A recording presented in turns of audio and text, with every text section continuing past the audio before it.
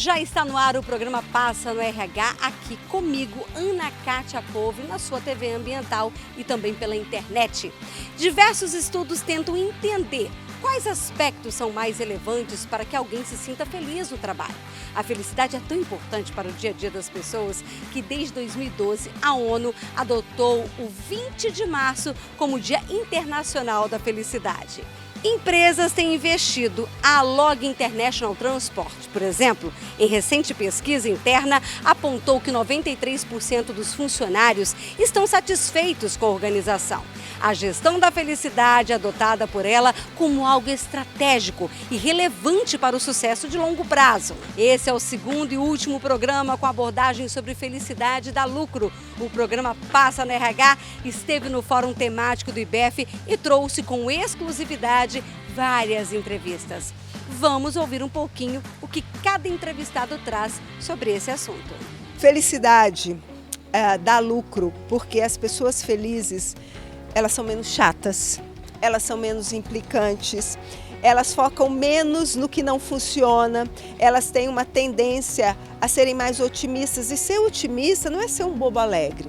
Ser otimista é, diante da adversidade, diante da dificuldade, parar e se perguntar: com os recursos que eu tenho, o que eu posso fazer para resolver esse problema? O que eu posso fazer para melhorar a situação? Então, as pessoas felizes, elas têm essa atitude otimista diante da vida. Elas são mais proativas, elas são mais cooperativas. As pessoas felizes tendem a ter um capital social maior ou a criar ambientes com capital social mais alto. Ou seja, pessoas felizes exatamente porque elas não são implicantes, porque elas não são chatas, porque elas não estão preocupadas em controlar a vida dos outros, elas tendem a gerar mais confiança, mais reciprocidade, mais empatia. E é por isso que a felicidade dá lucro e é por isso que o capital social é tão importante para a felicidade. É muito importante que a gente entenda que as organizações elas estão inseridas em um contexto maior, que a gente entenda quais são as causas de sofrimento hoje no mundo que tem levado as pessoas a tanto adoecimento psíquico e que a gente faça uso de tantas intervenções, de tanto conhecimento teórico disponível para enfrentar e mitigar o sofrimento e trazer soluções para a promoção do bem-estar de quem trabalha. Sem dúvida nenhuma, felicidade dá lucro. Um dos grandes resultados que a gente encontrou na pesquisa é que as empresas humanizadas têm uma maior satisfação dos seus colaboradores e também dos consumidores. Eu não vou lembrar o número exato agora, mas é 239% maior a satisfação dos colaboradores e 240% maior a satisfação dos clientes. Consequentemente, elas têm um retorno financeiro superior. A gente fez o seguinte, para poder avaliar essas empresas humanizadas dão dinheiro, tá? Dão lucro. A gente pegou o ROI, que é o principal indicador para medir o retorno gerado para os investidores das empresas, e comparamos o ROI das empresas humanizadas versus a média das 500 maiores empresas do Brasil. Só tem empresa boa ali. Num período de 16 anos, o ROI das empresas humanizadas é 131% superior à média das 500 maiores empresas do Brasil. Isso ajuda a mostrar que sim, felicidade dá lucro. E, na verdade, ajuda a gente a quebrar um paradigma que às vezes os empresários acham que ou a empresa dá lucro ou a empresa cuida das pessoas. Porque a gente está mostrando que não são duas coisas separadas. E, na verdade, se cuidar bem das pessoas, pode ter um lucro ainda maior que o que a pesquisa está mostrando. E às vezes a empresa está achando que cuidar das pessoas é um custo. Eu gosto de dizer muito assim, que dizer bom dia, boa tarde, boa noite não custa nada. E às vezes a gente passa no corredor pelas pessoas e a gente não fala isso para elas. Esse foi apenas um spoiler. Eu volto já com as entrevistas completas. Programa Passa no RH. Realização Roupen Consultoria. Levamos pessoas e empresas ao seu máximo potencial. Roupen, soluções com pessoas. Oferecimento TOTUS, soluções de gestão que atendem seu negócio de ponta a ponta. Tudo na nuvem e por assinatura. KSI Benefícios, os melhores benefícios para seus colaboradores, com a melhor gestão para a sua empresa. Forhands Conexões Assertivas. Contrate os melhores profissionais por meio de uma terceirização inteligente e alcance melhores resultados para a sua empresa. Use RH, a plataforma digital que ajuda você a gerir equipes com qualidade e foco em resultados. Use RH, fácil de usar e medir. Comece agora.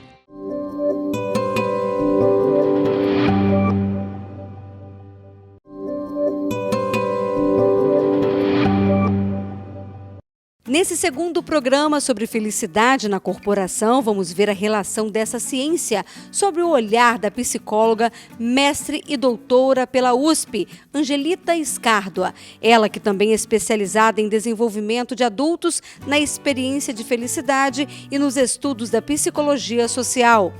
Angelita, como nós podemos aí relacionar a cultura, valores, capital social, felicidade, lucro? Olha só, a cultura, do ponto de vista da psicologia social, ela é a base daquilo que faz com que as pessoas dentro de um determinado grupo, seja numa organização, numa comunidade ou num país, ajam de uma maneira ou de outra. Então, é como se a cultura fosse o que definisse a nossa maneira de atuar no mundo. O capital social, ele está muito relacionado ao quanto dentro de uma cultura as pessoas confiam umas nas outras, confiam nas instituições. E isso vai gerar o nível de confiança das pessoas, seja umas nas outras ou nas instituições, vai gerar reciprocidade. Ou seja, que é aquela crença de que todos estamos trabalhando pelo bem comum. Quando eu faço bem, isso vai reverberar e vai gerar outras ações que são também positivas para todo mundo, para a coletividade. E aí o que acontece? O capital social, ele vai definir como que nós no dia a dia, nas nossas relações cotidianas com as outras pessoas, com as instituições, nos posicionamos. Se nós temos uma atitude de confiança, nós somos mais abertos, mais receptivos, mais colaborativos. Se nós temos menos confiança, nós somos mais fechados, nós somos mais defensivos, nós tendemos a olhar as outras pessoas sempre como rivais. E aí, quando a gente pensa na organização e no lucro, uma organização onde haja alto capital social, o capital social é positivo, você vai ter mais colaboração, você vai ter mais reciprocidade, a comunicação entre os colaboradores vai fluir muito melhor e os trabalhadores, os colaboradores, eles vão sempre visar o bem da coletividade, o bem comum. E aí você vai ter um alinhamento entre as expectativas dos colaboradores e os objetivos da organização. E isso vai levar a um engajamento maior, a uma satisfação maior com o trabalho, a uma realização maior que, consequentemente, vai trazer lucro para a organização. Agora, Angelita, quando você fala que antes dos líderes falarem sobre cultura, o que eles precisam, então, colocar em primeiro lugar? Olha, para que nós pensemos em cultura, e nesse sentido o papel da liderança é muito importante, o líder ele precisa conhecer os seus colaboradores. Ele precisa saber quem são esses colaboradores, o que eles esperam da vida, da empresa, da organização. Ou seja, o líder ele precisa fazer uma conexão real com os seus colaboradores. Porque, olha só, o líder ele não tem como controlar o que acontece na vida dos colaboradores fora da empresa. Ele não tem como controlar o que esse colaborador viveu, as experiências pelas quais ele passou, a educação que ele teve dentro da família. Nada disso está no controle do líder. O que o líder precisa é conhecer essa história, é conhecer essa pessoa que está na frente dele. A partir do momento que ele conhece essa pessoa, que ele entende quais são as competências, as habilidades, os anseios, as expectativas, o que vai acontecer?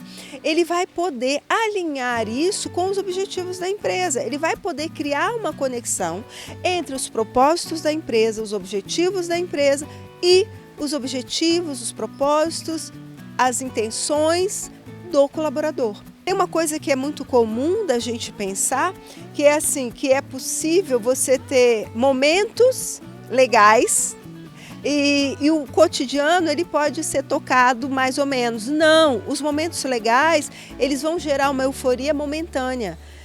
Se o dia a dia for legal, se o dia a dia for motivador, aí sim você tem uma felicidade e uma prosperidade de longo prazo. E quando eu falo num dia a dia legal, motivador, não estou falando de relações sem conflitos, não. Muitas organizações cometem o erro de acreditar que se evitar o conflito está contribuindo para a positividade das relações. Não é verdade. O conflito ele não vai embora porque você não encarou. O conflito precisa ser colocado na mesa, precisa ser resolvido. E a resolução do conflito dá confiança nas pessoas de que elas terão as necessidades delas atendidas. No próximo bloco, vamos entender que existe uma escala a ser trabalhada na gestão da felicidade.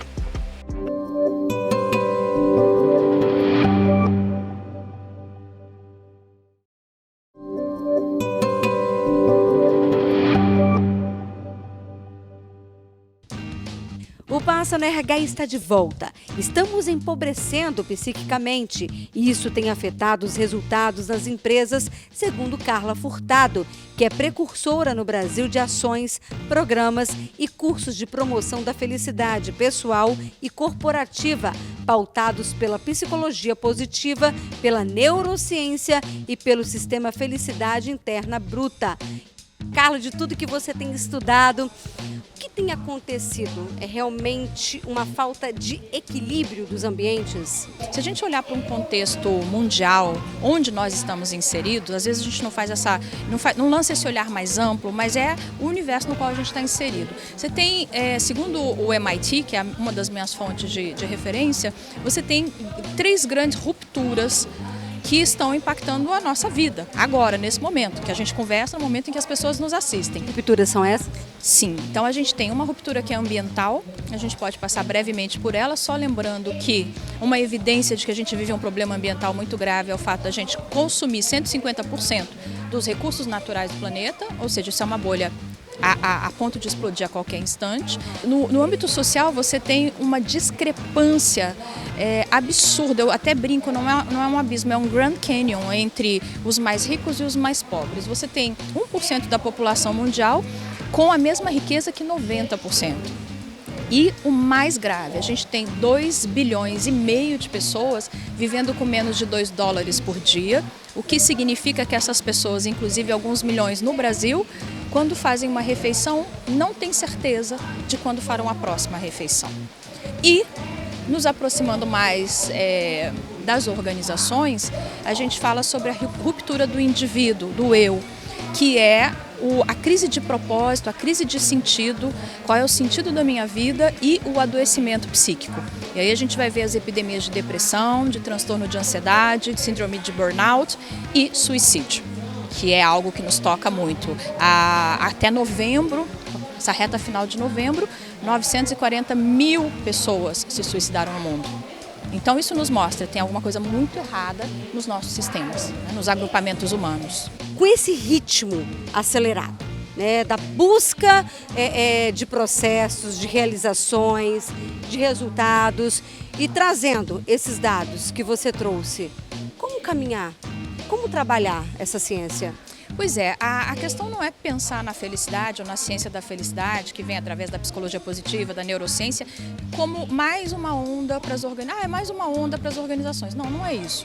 A gente está falando hoje de um caminho de enfrentamento a uma série de sofrimentos que acontecem também dentro das organizações, já que a gente está falando com empresas. Então, como eu enfrento o sofrimento dentro da organização? Os programas de felicidade, as soluções já criadas para a implementação de programas de felicidade são caminhos para enfrentamento do sofrimento. Então, a primeira coisa que a gente tem que fazer, quando olha para uma população, seja num país, numa cidade ou numa organização, é quais são os fatores que causam sofrimento hoje nessa população.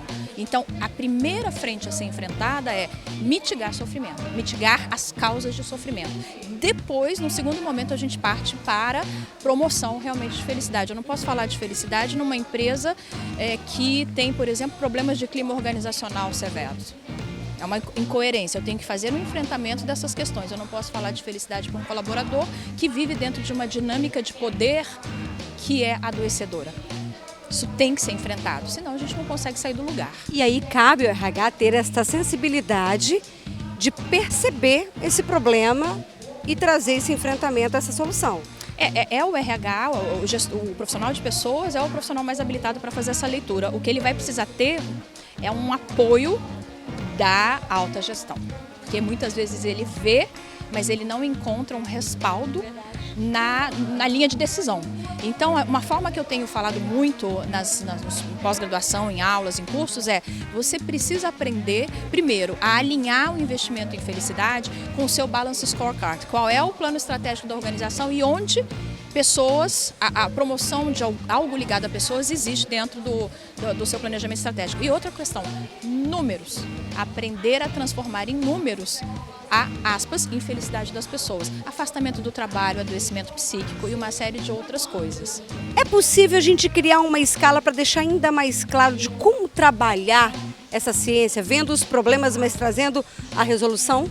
Sim, é possível. Existem algumas metodologias para a implementação de programas de felicidade nas organizações. Eu vou falar daquela que eu conheço, não como a única, tem muitas, vocês podem encontrar o caminho de vocês, mas a primeira coisa que você tem que fazer é fazer uma leitura da realidade dessa população. Um dos grandes erros dos projetos nas organizações é não, de maneira precisa e quase científica, se não científica, mostrar qual é a situação antes da implementação, antes da intervenção. Então a gente usa a escala FIB, Felicidade Interna Bruta, mas existem outras. Num segundo momento investir num programa de educação continuada para a felicidade. Nós não sabemos o que é felicidade e como fomentar a própria felicidade. E a gente tem uma série de intervenções já de comprovada eficácia. Um terceiro momento se eu fotografei a situação, se eu fiz uma anamnese, um diagnóstico da situação, eu preciso colaborar para a melhoria dessas condições de felicidade. Isso vai passar bastante pela leitura do clima organizacional, entre outros fatores. Então, com esses 3 passos e um acompanhamento muito próximo, que eu chamo de um processo de feedback, de retroalimentação do programa, feito muito próximo, de preferência por um comitê multidisciplinar, você consegue fazer um bom caminho de implementação, de botar na prática tudo isso que é tão bonito e eficiente na teoria. Estamos quase chegando ao final, mas antes vamos ver que nesse caminho de implantar a ciência da felicidade nas empresas, só é preciso querer e se informar. Isso não custa nada. Eu volto já.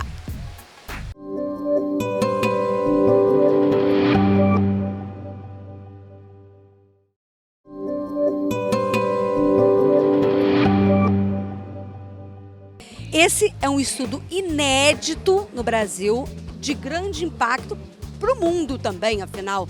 Mas o que diz, o que retrata a pesquisa? O primeiro estudo foi referente a 2018 e 2019, onde foram avaliadas 1.115 empresas do país, o que corresponde a mais de 50% do PIB do país. E a gente encontrou ótimos exemplos de boas empresas que fazem o bem, que geram valor para todas as pessoas. E aí quando a gente está falando de humanização, aqui a gente está falando não somente do colaborador, tá? A gente está falando também de humanização e entrega de valor para os clientes, para os fornecedores, para os próprios investidores e para a sociedade de uma maneira geral. Então é um estudo que avalia a empresa numa visão 360 graus, olhando o impacto que aquela empresa está tendo na vida das pessoas, identificando pontos de melhoria e devolvendo um relatório que devolve para cada empresa onde ela está fazendo as coisas boas e onde ela pode melhorar. E no geral, a gente encontrou 22 empresas aqui no Brasil que se destacam, que eu posso dizer que são cases globais de capitalismo consciente de empresas humanizadas. A ideia é estar fazendo esse estudo a cada 2 anos, encontrando as melhores empresas para as pessoas, em todos os setores. Bom, você disse então, desse total, 22 empresas vocês trouxeram como case de sucesso. Eu queria que você levantasse o que chama, qual é o ponto comum nessas 22 empresas? Elas têm 4 pilares que elas atendem muito bem. E aí, obviamente, cada uma da sua forma. Tá? Não tem uma receitinha de bolo, mas tem princípios que essas 22 empresas seguem. Primeiro, elas têm um propósito maior que o lucro. Então, além de gerar receita, além de gerar lucro, essas empresas têm uma consciência do impacto da razão social delas existirem na sociedade. Por que o mundo precisa delas? E elas usam esse propósito para engajar e inspirar as outras pessoas. Segundo ponto, essas empresas têm uma consciência e buscam gerar valor não somente para o investidor, mas para todos os stakeholders com os quais elas interagem. Então essas empresas traçam metas, traçam indicadores para avaliar o bem-estar, a saúde, a qualidade de vida, o valor que elas estão gerando para os colaboradores, para os clientes, para os fornecedores, para os investidores e para a sociedade de uma maneira geral. E aí é o segundo princípio, orientação dos stakeholders. O terceiro princípio das empresas é uma liderança consciente. Quando a gente olha a liderança e avalia a liderança das empresas, a gente percebe que ela está atuando em um outro nível de consciência. São lideranças que buscam gerar valor para as outras pessoas e não para si. São lideranças servidoras. Esse é o terceiro princípio. E o quarto é uma cultura consciente, que quando esses princípios já estão presentes em todas as pessoas daquela organização.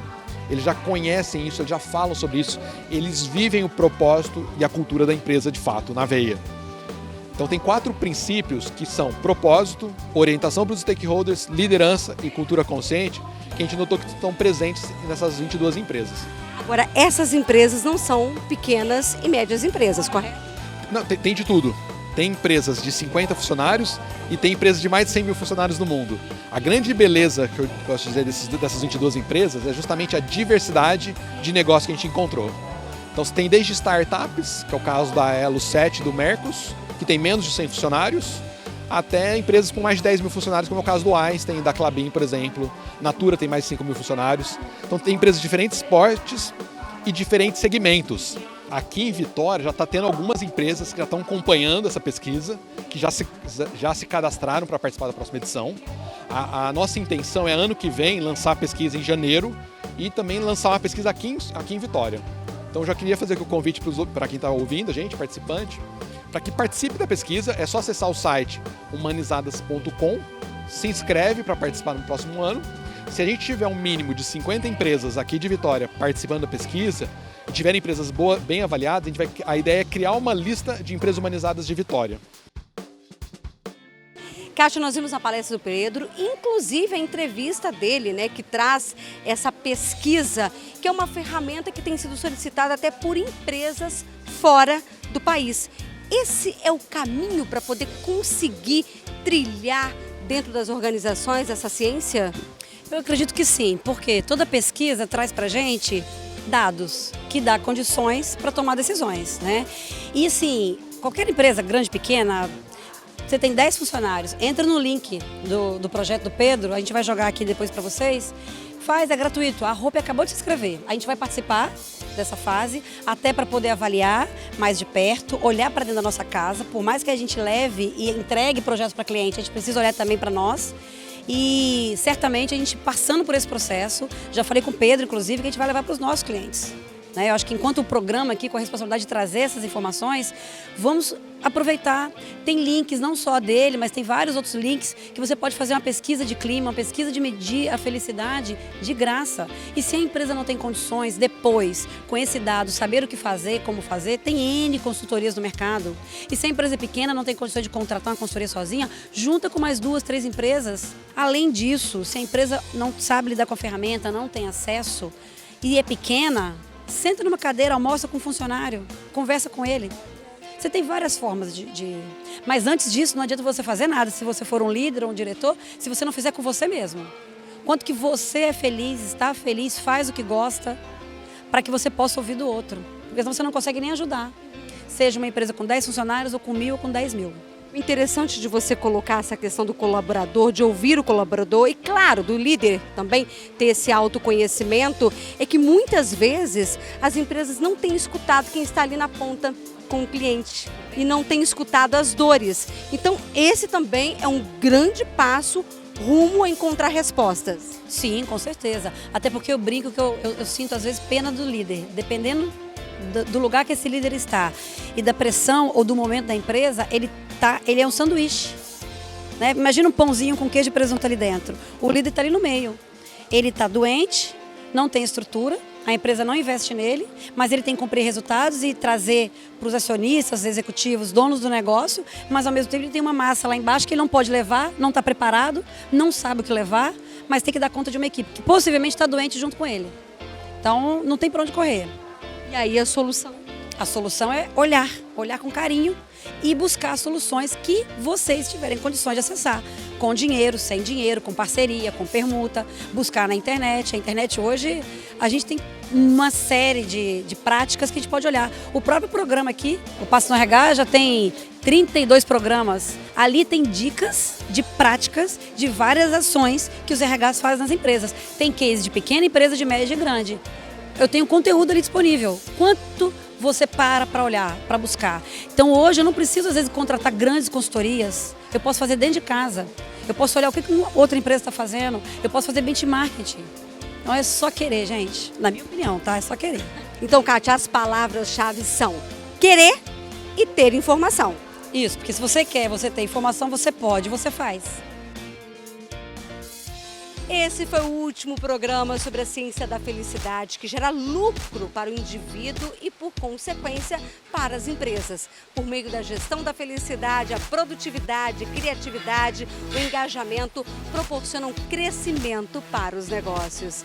Eu fico por aqui, agradeço muito a sua audiência. Um grande beijo, tchau! Programa Passa no RH. Realização Hopen Consultoria. Levamos pessoas e empresas ao seu máximo potencial. Hopen, soluções com pessoas. Oferecimento TOTUS, soluções de gestão que atendem seu negócio de ponta a ponta. Tudo na nuvem e por assinatura. KSI Benefícios, os melhores benefícios para seus colaboradores, com a melhor gestão para a sua empresa. Forhands Conexões Assertivas. Contrate os melhores profissionais por meio de uma terceirização inteligente e alcance melhores resultados para a sua empresa. Use RH, a plataforma digital que ajuda você a gerir equipes com qualidade e foco em resultados. Use RH, fácil de usar e medir. Comece agora.